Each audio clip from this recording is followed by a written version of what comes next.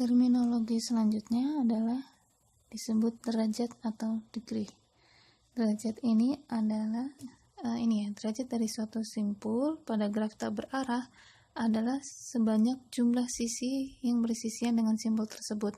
Jadi derajat ini nanti keluarannya adalah berupa nilai, yaitu berapa banyak sisi, berapa banyak garis yang menyentuh simpul tersebut. Dan ini dievaluasi per simpulnya. Jadi di sini contohnya pada graf G1, graf G1 kita akan melihat derajat dari simpul 1. Simpul 1 ini ada berapa garis yang menyentuhnya? Ada 2 ya. Jadi derajat simpul 1 adalah sama dengan 2. Sama dengan derajat simpul 4. Ada 2 garis yang menyentuh simpul 4, maka derajat 4 ini adalah sama dengan 2. Jadi derajat 1 dan derajat simpul 4 ini sama dengan 2. Sedangkan simpul 2 dan simpul 3 ini berderajat sama, yaitu sama dengan 3. Kita lihat bahwa untuk yang simpul 2 ini ada 3 garis yang menyentuh simpul ini, maka derajatnya adalah sama dengan 3. Yang simpul 3 pun juga sama. Ada 3 garis, ada 3 sisi yang menyentuh simpul 3. Atau istilahnya ada 3 sisi yang bersisian dengan simpul 3. Maka derajat simpul 3 itu sama dengan 3. Sedangkan kita perhatikan untuk yang graf G2. Simpul 1 ini berderajat sama dengan 3. Ya, karena ada 3 sisi yang bersisian dengan simpul 1. Begitu pula dengan simpul 2. Ada 3 sisi pula yang bersisian dengan simpul 2, alias ada 3 sisi yang menyentuh simpul 2. Sedangkan di simpul 3, ini kita menemukan loop atau gelang. Nah, untuk sisi gelang atau loop itu dihitung berderajat 2. Ya, berderajat 2. Jadi di sini simpul 3 memiliki derajat sama dengan 4 ya. Ini 1 2 E5 nya, sisi E5 ini dihitung 2 ya, 3 4. Jadi ada 4 sisi yang dianggap menyentuh simpul 3 nih ya, E3, E4 dan E5, di mana E5 nya kita hitung sebagai 2 derajat. Di sini jika terdapat sebanyak G gelang dan E yang non-gelang yang bersisian dengan simpul V, maka derajat simpul V adalah 2G plus E. Jelas ya? Karena di sini E5-nya dihitung 2. Jadi 2 kali gelangnya ada berapa? Ada 1 ya. Dan sisi lainnya pun juga dijumlahkan. Jadi total di simpul 3 ini adalah sama dengan 4 derajatnya. Derajat pada simpul 3 adalah 4. Kemudian untuk graf G3 ada yang perlu kita perhatikan. Mungkin kalau simpul 1 dan 2 sudah bisa dipahami ya. Dan simpul 3, simpul 1 punya derajat 2, begitu pula dengan simpul 2. Simpul 3 berderajat 3. Nah, simpul 4 ini berderajat 1 karena hanya ada satu sisi yang menyentuhnya. Dan ini yang selanjutnya disebut dengan anting-anting atau pendant vertex. Ya. Jadi kalau derajatnya sama dengan 1, maka dia disebut anting-anting. Kemudian simpul 5 ini berderajat 0. Karena tidak ada sisi yang menyentuhnya. Nah, ini pada graf di samping derajat setiap simpul ditunjukkan pada masing-masing simpul. Di sini penamaan simpul itu dinamakan sesuai dengan derajatnya. Untuk contoh graf ini. Jadi memang penamaan simpul itu tidak harus 1 sampai 5, 1 sampai 8 dan seterusnya, enggak ya. Itu bisa bebas sesuai dengan kasusnya saja.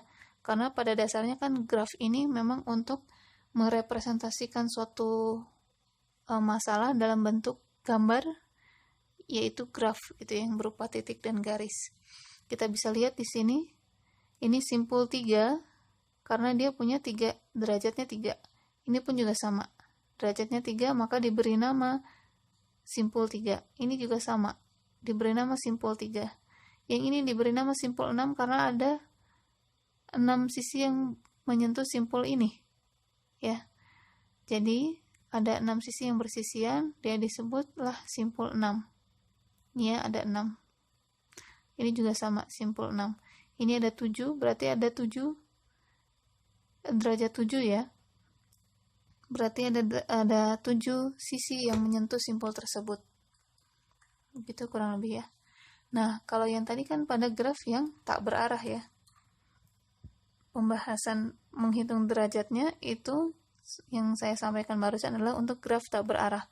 Lalu bagaimana kalau sisinya itu memiliki arah alias berupa busur? Maka kita akan membedakan ada derajat in, degree in, ada yang ini ya, in degree, ada yang out degree. Ada derajat masuk, ada derajat keluar. Pada graf berarah, derajat dari simpul V itu dinyatakan dalam bentuk D in dan D out. D in ini adalah derajat masuk, D out adalah derajat keluar. D in ini berarti adalah jumlah busur yang masuk ke simpul V. Jadi arah panahnya itu ke simpul V, masuk ke simpul V. Sedangkan D out atau derajat keluar itu adalah jumlah busur yang keluar dari simpul V. Jadi berapa banyak busur atau sisi berarah yang keluar dari simpul V, keluar dari simpul V. Dan derajat V, derajat dari simpul V itu sama dengan D in ditambah D out. Contohnya ini di sini kita punya graf G4. Saya mau membahas yang simpul 1 dulu ya. Simpul 1 itu busur yang masuknya atau D in-nya, derajat masuknya ada 2. Yaitu yang ini dari 2 dan dari 3. Kemudian D out dari simpul 1 itu yang ini. Keluar dari simpul 1 ternyata hanya ada 1. Maka total derajat pada simpul 1 sama dengan 3. Ini ya. Untuk derajat 1, D in-nya itu adalah 2, D out-nya adalah 1. Kemudian derajat pada simpul 2 itu masuknya ada berapa nih? 1, 2. Maka D in dari simpul 2, derajat masuk dari simpul 2 sama dengan 2. Nah, pada simpul 2 bagaimana derajat keluarnya? Ada 1, 2, 3. Berarti derajat keluarnya adalah sama dengan 3.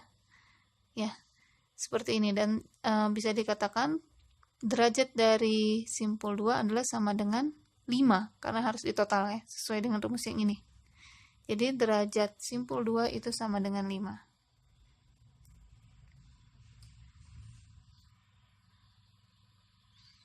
Nah, pada graf berarah,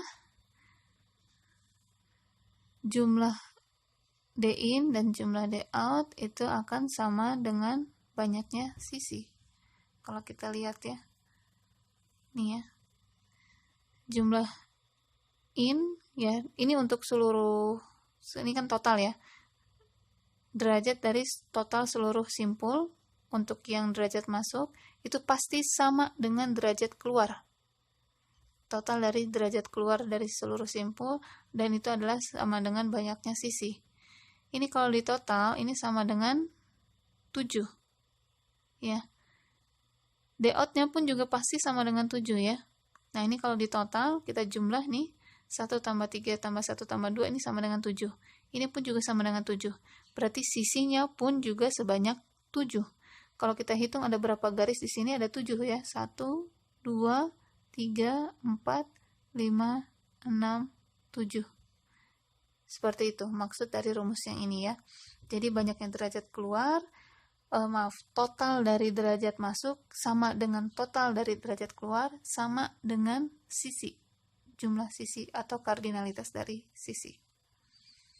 Kemudian selanjutnya ada yang disebut dengan lemma jabat tangan, yaitu jumlah derajat semua simpul pada suatu graf adalah genap, yaitu 2 kali jumlah sisi pada graf tersebut.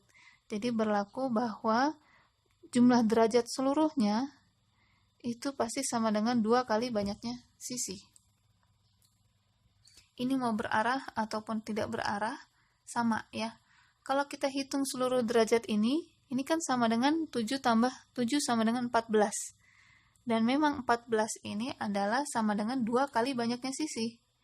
Karena tadi kita tahu bahwa banyaknya sisi itu adalah sama dengan 7. Jadi ini 14 sama dengan 2 kali 7.